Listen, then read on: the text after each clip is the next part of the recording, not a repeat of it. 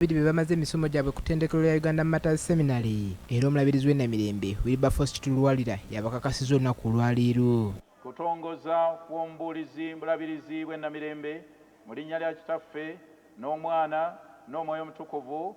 Amiina. Bw'abadde abatikkira omulabirizi Luwalirira akubiriza abakkiriza okunywerera Katonda okusobola okuyita mu muyaga gw'ebiriwo ebisoomooza eggwanga kati.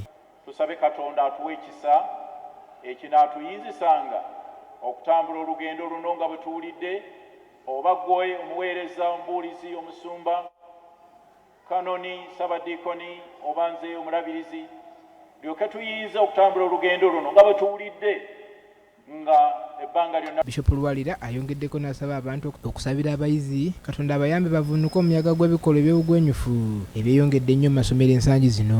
Tusabire nnyo abaana baffe tubazizza mu masomero, abamu bagenze nga beetooloddwa entiisa nti tetumanyi binaabaawo.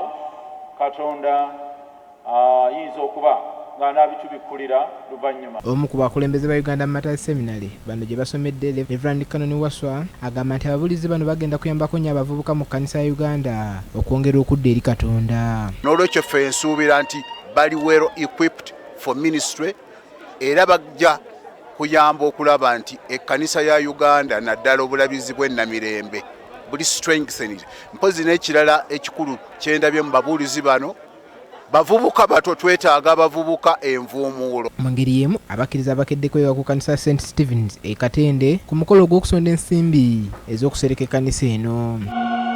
Reverend Abel Merewo Maserwanja atwala obusumba bwa St. Stephen ekireka yakulembeddemu okubuulira ku mukolo guno era ng'asinzidde wano n'asaba abakkiriza bulijjo okujjukira gye bavudde beebaza Omukama Katonda olw'ebirungi by'abatuusizzaako. Teweegayirizanga Katonda wo bwe bakuyita okukola omulimu gwa Katonda, abo si be baba bakuyise, naye Katonda y'aba akoze eki? Y'aba akuyise. Waliwo abali wano nga tobeerangako mugenyi mukulu newankubadde mukwabya olumbe, naye bwe batuula ne basengeka eggwanga lyonna ne bagana yaani anaatukulembera mu nsonga eyo, Katonda y'abalungamya. Minisita w'abavubuka emizannyo n'okwewummuza mu Bwakabaka bwa Buganda ow'ekitiibwa Henry Ssekabembe Kiberu y'omu ku beetabye ku mukolo guno era asinzidde wano n'asaba abavubuka okwenyigira mu mirimu gy'ekkanisa okusobola okuwala okwenyigira mu bikolwa ebitali bya Katonda. Tetujja kusobola kulwanyisa bisiyaga n'emize gyonna emibi ng'abaana n'abavubuka tetubazizzaayo mu makanisa gaffe. Aba temulowooza nti abantu bagenda kuva bunaayira, ziyinza okuba nga tezigenda kubalira paraments.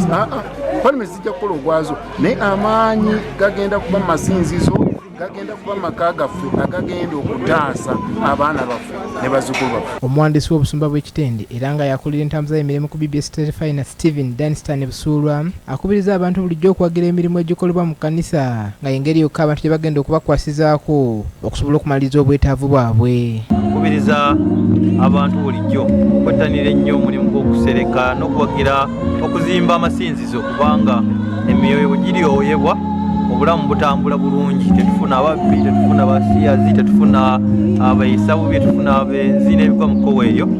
Ensonga lwaki tulina okukubiriza abantu okwenyigira ennyo mu nteekateeka eno. Minisita avunaanyizibwa ku by'amasannyalaze n'ebyobugagga eby'omutaka Lucy Nankabirwa lwa gavumenti ey'owakati asabye abakristaayo okwewaayo bakwatirirwamu mu kuzimba ekkanisa zonna okusobola okuggyayo ekitiibwa kya Katonda. Bwe tuneewaayo ne tubeera committed tugenda okweggyako ekikwa abazimba ebitakuwa kinnuma n'ensunguwala era abadde nsaba ffenna tusunguwalemu kubanga bw'otasunguwala tolwana. Ono era asabye abakulembeze mu nzikiriza ez'enjawulo okwongera okusabira eggwanga Uganda abantu baleme kukoppa mize gy'abakyeruppe. Abasumba mu bye musabira saba na kino mukisabire Africa esobole okukozesa natural resources naffe tutuuke mu nsi ey'okwesimba. Emirimu tugirina, factories tuzirina, makanisa tugezimbira ne gaggwa bulungi nga tetusabiriza eri Bulaaya abatusibako okuwasa abatufaanana nga tetubasabiriza. Obukadde 81 n'emitwalo 7 ze zisondedda ku ezo obukadde 350 obwetaagibwa okusereka ekkanisa eno. Paul Bakabulindi, BBS Terefayina, Gambuuze.